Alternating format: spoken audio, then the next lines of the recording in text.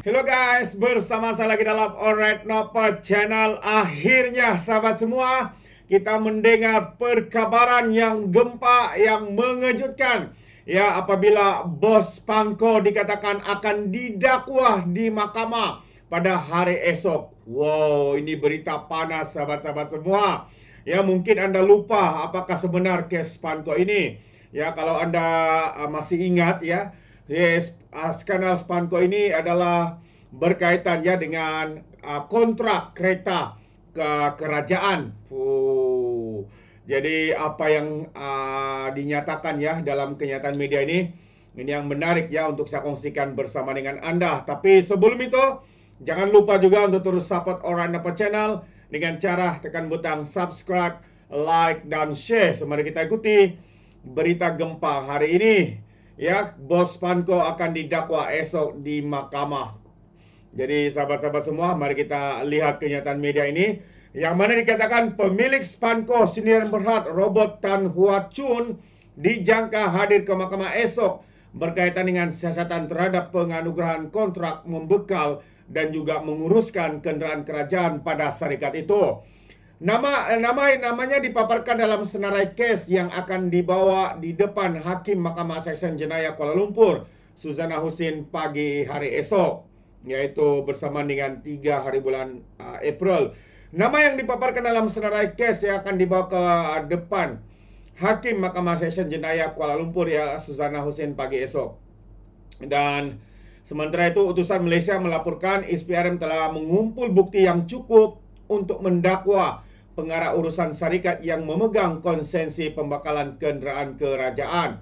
Laporan itu tidak menamakan nama individu maupun syarikat itu, namun menyatakan dia seorang pengarah urusan dalam syarikat tersebut dan bergelar Tan Sri. Laporan itu memetik sumber sebagai berkata SPRM juga akan merakam keterangan beberapa saksi penting, termasuk seorang bekas Menteri Kewangan dan juga individu daripada syarikat tersebut.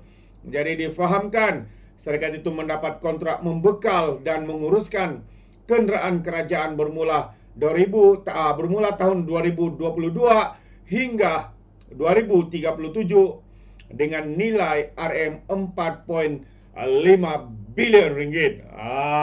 Jadi ini sebenarnya yang hangat diperkatakan sebelum ini.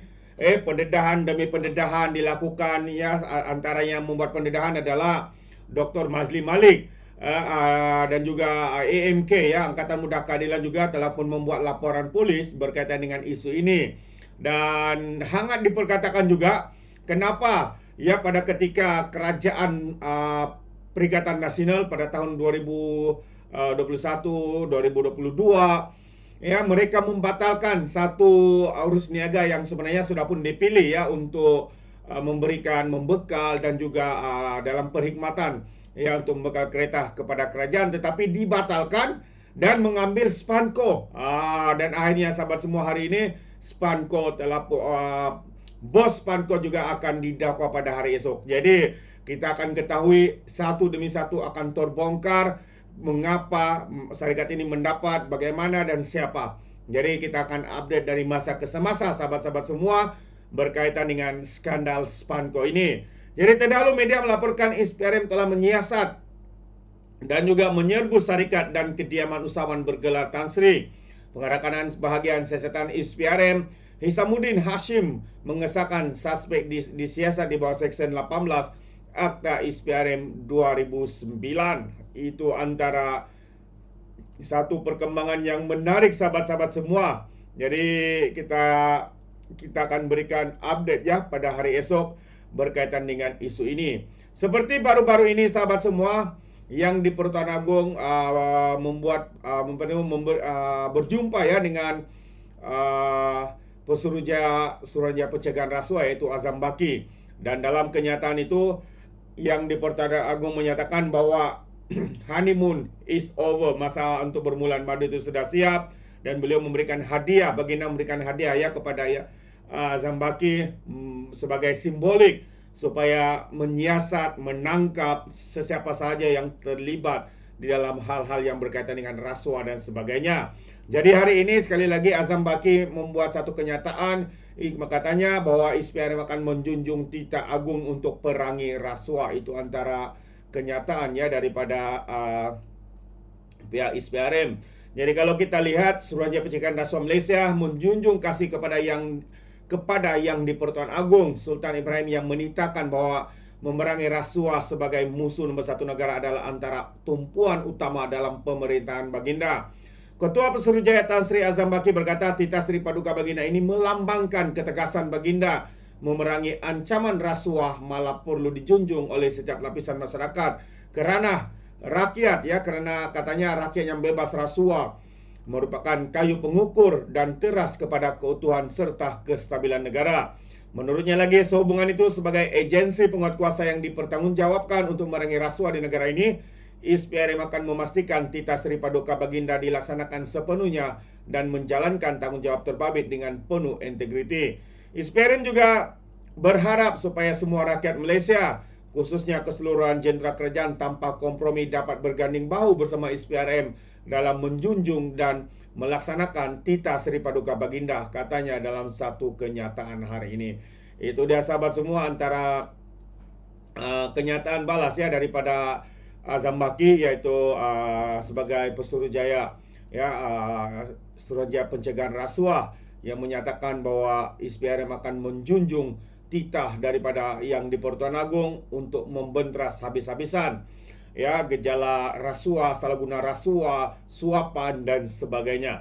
Jadi sahabat semua, apa komen Anda diberikan di dalam ruangan komen. Jadi sebelum saya akhiri, saya ingin memberikan sedikit update juga satu perkara yang amat mengejutkan kita sehingga sehingga pelajar ya, seorang pelajar terbunuh di College Vocational. Dan hari ini 13 remaja yang dikatakan terbabit itu akan didakwa kerana membunuh pelajar tersebut. Jadi tanpa membuang masa, mari kita ikuti dalam masa yang singkat ini berkaitan dengan isu ini.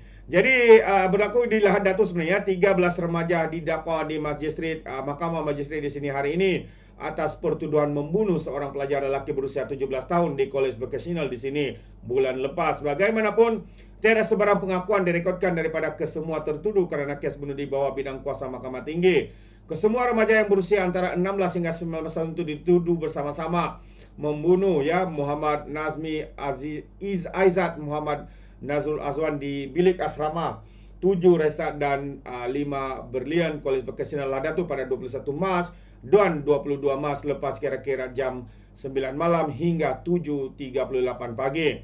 Mereka didakwa mengikut Seksyen 302 Kanun Keseksaan dibaca bersama Seksyen 34 Kanun yang sama yang memperuntukkan hukuman mati atau penjara tidak kurang 30 tahun namun tidak melebihi 40 tahun dan tidak melebihi 12 sebatan.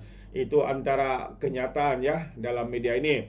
Jadi prosiding secara tertutup berlangsung di hadapan Magistrate Nur Asram Zuhaini pada 9 pagi dan hanya keluarga tertuduh dibenarkan berada di bilik bicara kerana melibatkan kes juvana. Pendakwaan dikendalikan Timbalan Pendakwa Raya Juntau, sementara dua tertuduh diwakili Peguam Amirul Amin Rashid serta Kamarudin Muhammad Cingki, manakala 11 tertuduh lain tidak diwakili Peguam. Mahkamah menetapkan 16 Mei ini sebagai sebutan semula kes sementara menunggu laporan kimia serta bedah siasat diserahkan. Ini antara perkara-perkara yang mengejutkan kita sahabat-sahabat semua. Jadi kita harap kes buli sehingga menyebabkan kematian ini dapat diatasi oleh kementerian, oleh pihak berkuasa, PDRM maupun pihak-pihak ya yang harus mengambil tindakan tegas supaya perkara seperti ini tidak lagi berulang. Jadi itu dia sahabat semua apa yang saya ingin sampaikan. Terima kasih kerana bersama dengan saya. Sekiranya Anda mau berikan sebarang komen, pandangan berkaitan dengan beberapa isu. Satu pertama tadi yang mana dikatakan bos Spanco akan didakwa esok ya berkaitan dengan skandal Spanco. Mereka mendapat projek ya, sedangkan sebelum ini ya ada satu company sudah yang mendapat projek itu tapi dibatalkan oleh satu kerajaan pada tahun 2021 ataupun 2022 dan akhirnya pihak ISPRM telah pun membuat pendakwaan ya akan dilakukan pada hari esok. Jadi kita akan update dari masa ke semasa perkara ini Jadi sahabat semua, terima kasih karena bersama dengan Orang Dapat Channel. Sekiranya Anda mau berikan sebarang komen, Anda boleh berikan di dalam ruangan komen. Jadi izinkan saya untuk mengundurkan diri, dan seperti biasa peribahasa mengatakan, tapapun kangkap 2 tahun keinginan, dalam bahasa Melayu tepuk dada tanya selera. Sekian saya daripada Orang Dapat Channel. Saya kita berjumpa lagi. Bye bye.